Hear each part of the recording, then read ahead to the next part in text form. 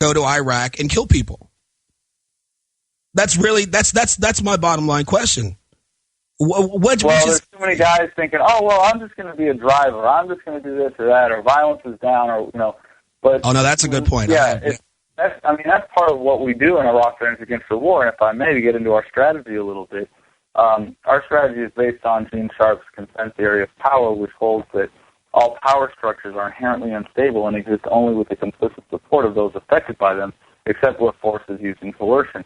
And by and large, yes, there is a threat of force in our government, but it's really not used on a regular basis as a means of coercion. Most of our support for fascism in America is voluntary, let's be honest, right?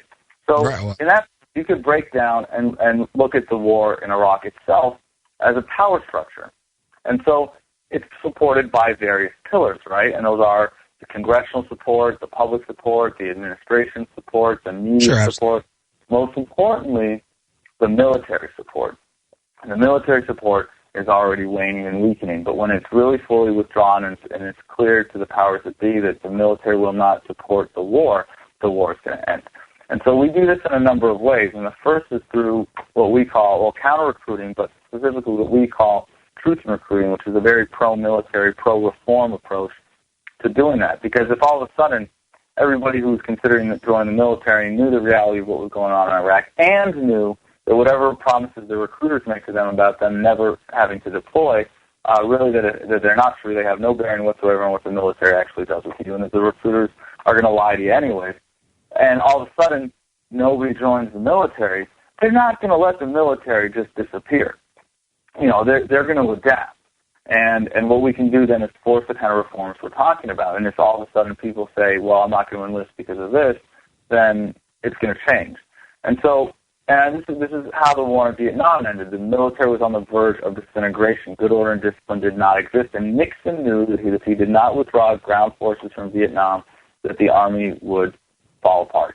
And unfortunately, in that situation, he was allowed or able to maintain a bombing campaign that killed upwards of 2 million Vietnamese, but we were able to get ground troops out of Vietnam and get towards the end of the war. And then there was a significant resistance within the Air Force at the time, and so that helped also bring the bombing campaign to an end.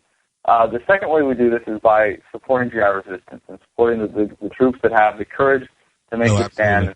I'm not going to do this anymore, and it's a really, really difficult thing to do when you're in the military and you're completely dependent on this institution. And it's easy for you to say, would you rather kill or resist, but when you look at all the personal considerations, it's not just that, because if they stay home, they might go to jail. They're going to be, they might... it's coming from a person who's, I've been to jail, and I know that it's no fun, and I know that, things are not nice there, and things are especially not nice. No, I haven't been to a military jail at all. I've never been in the military, but I'm pretty sure that I know the deal. I know that the sheriff department. It's a lot. It's much easier to say it and see it, but when you're in that situation, I mean, just to get someone who's in the military to even break it down on such a simple, objective level as you present it, and get to that point where they are divorced from, their personal, emotional concerns, their sense of dependency on the military, and all the little individual things that add up to create this pressure to keep them in the military and keep them dependent. And it's very difficult. But already we have, upwards of 40,000 troops who are doing that. And the third way we do this is through advocating for veterans benefits and improving lives of veterans and what we do in supporting other groups that are like IAVA and just being advocates in general. Like we host a peer support group session that meets every Sunday here in D.C. We're not waiting for the VA to unscrew itself. We're taking matters in their own hands here. But as you saw from what John McCain did with Webb's GI Bill, he put up not just an alternative.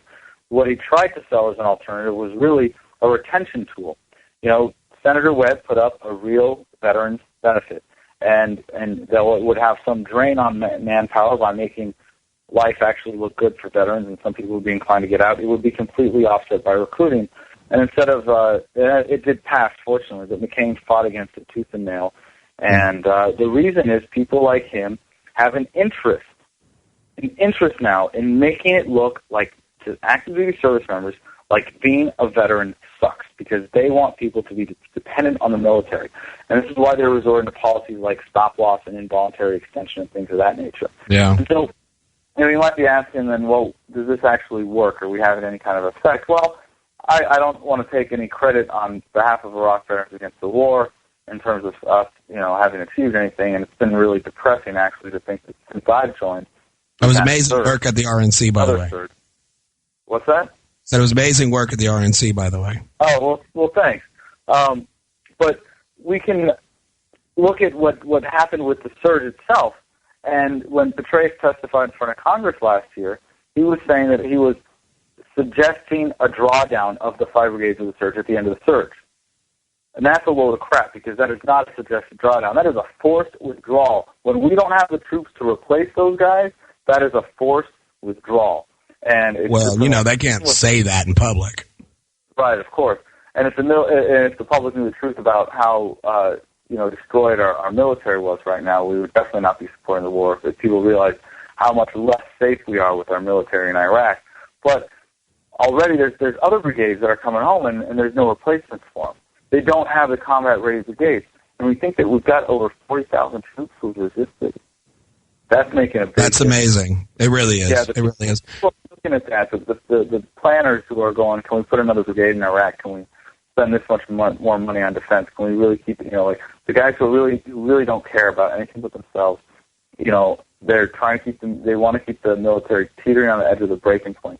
And, we can pull that back and we can withdraw that support. And so that's how we're doing that. But the question now, how do we extrapolate that strategy and apply it to the broader problem of fascism?